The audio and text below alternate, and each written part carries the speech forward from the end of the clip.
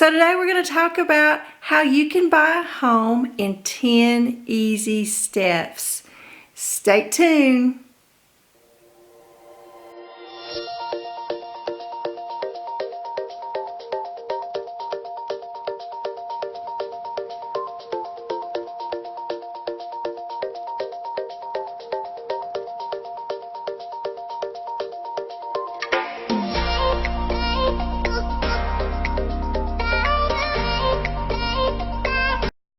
So before we get started, you know the drill. Right down below, there's a little red box that says subscribe. Do me a favor, hit that button, ring the bell, subscribe to my channel to find out more information about real estate, tips for buyers, sellers, or if you're a real estate agent, you wouldn't know more about the business. So today we're talking about how you, if you're a home buyer, especially a first-time home buyer, how you can buy a home in 10 easy steps. So especially people who are brand new to purchasing a home, it might be their first time buying a home, it can be a little confusing. It can be a lot of paperwork, a lot of things, a lot of terms that you hear that you don't understand. So I'm here to help. I put it all in 10 simple steps that anybody can follow. So let's learn what those are. Step number 1 is you want to just prepare for home ownership.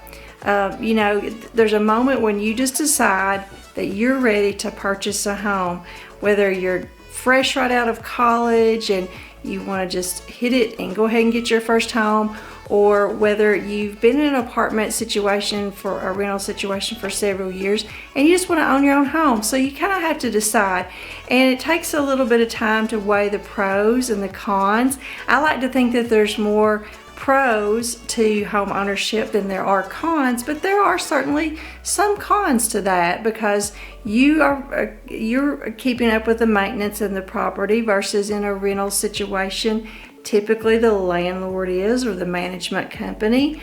And so there are some cons with each situation that you have to think about.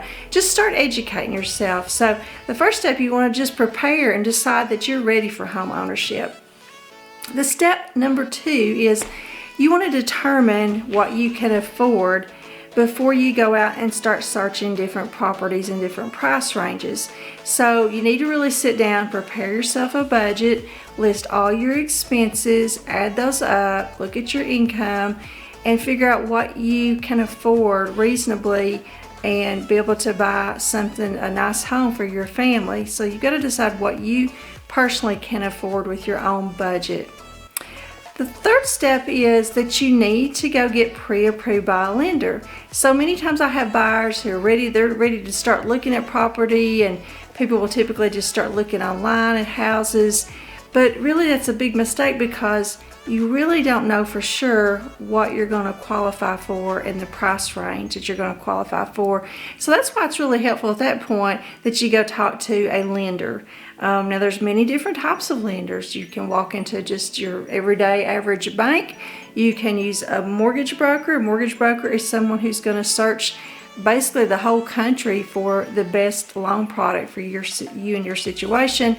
A bank is going to have in-house products. And then there's things like credit unions and some other things that are out there as well. So there's all kinds of different ways. But when you get pre-approved by a lender, they're basically just going to take your basic information, your income, your credit score, your debt to income ratio to help figure out what price range that you would qualify most likely for in a price range. And then you start going out and looking at houses in that price range. So that's step 3.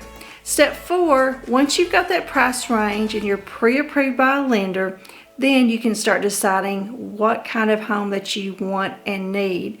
And once you know what your price range is, once the lender has told you that, you can narrow down what you really need to have in a property, what is very important to you, and the things that you would like to have, but not necessarily like to have, because sometimes you can't find everything that you want in your dream house. You have to just sometimes, either wait or you're going to have to just settle for what there is out on the market. Not to say you don't want to settle, but you need to be reasonable, and that you may not be able to find everything that you're looking for. But there are going to be some things that you must have. So that is step 5. Or step 4. And you also want to think about step 5, we'll move on to step 5, is that's when you actually start shopping for the home. So after you got your price range, after you know what kind of home you want and need, then it's time to just go shopping. And I really encourage you to get a real estate agent to help you. Realtors will protect you. Now, if you're a buyer, in most transactions, 99% of real estate deals, the seller is the one who pays the commission for the buyer's agent as well as the seller's agent. So you as a buyer are not paying anything. So it's a win-win situation for you. Plus you've got somebody that's got your back. So I highly encourage you to do that. They know the market. They know what's on the housing market. They can give you advice, and it's free. Step number 6 in the home buying process is that once you find that house that you just fall in love with and it's everything you want, it's in the right price range, now it's time to go make that offer. And that's where your realtor is going to come in to help you with writing that offer. You write the offer, or the real estate agent writes it for you, but you're the one that actually comes up with what you want to offer. So you make the offer, then sometimes it goes into negotiation. So once the offer is presented to the seller, they can either accept it, they can reject it, or they could do what's called a counter offer.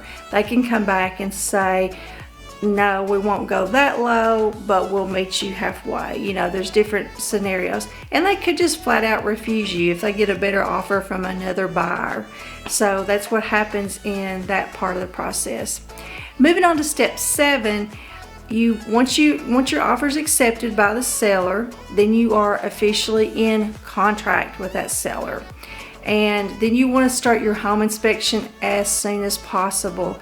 Now, in most states, a home inspection is not required, but it's highly, strongly encouraged.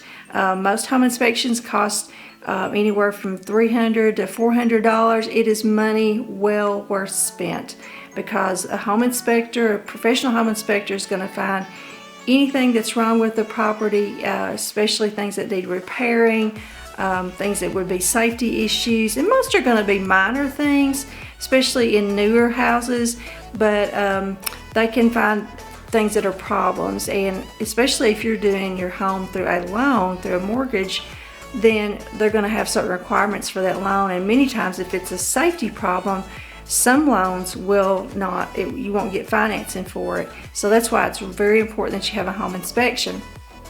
So once you pass the inspection, once all that's carried through, then the next step would be that you're going to go apply for the loan. You're going to do the loan application at that point with the lender. Step 9 is that you want to buy insurance and get additional inspections as required before the closing. And you've only got so many days. It can be 7, typically it's 14 days. You've got that many days from the time that the offer is accepted until you close. So you want to get insurance, you want to get any other inspections as required. The title company will be doing a title search to verify that the property is owned by the owners. So that will all happen during that period too. Now we finally made it to the last step, step number 10, which is the closing. This is the day that everyone has been working so hard for, including the buyer. So this is the closing or the settlement date, and this is where the seller receives the check for the property and the buyer receives the deed to the property. And there's many papers to sign at the closing. Typically, the closing will take an hour. Sometimes could take longer than that, but typically an hour is what happens in that situation. And if all goes well and everything is signed, then you are typically handed the keys to the property right then. And congratulations, you are a new homeowner. If you found this video helpful, give me a thumbs up for viewing this today. I appreciate it. Hit the subscribe button if you want to hear more tips and tricks about real estate, whether you're a buyer, whether you're a seller, whether you're a real estate agent. Subscribe so you can find out more, and write down in the comments any questions that you have, and I'll be glad to come back and answer those.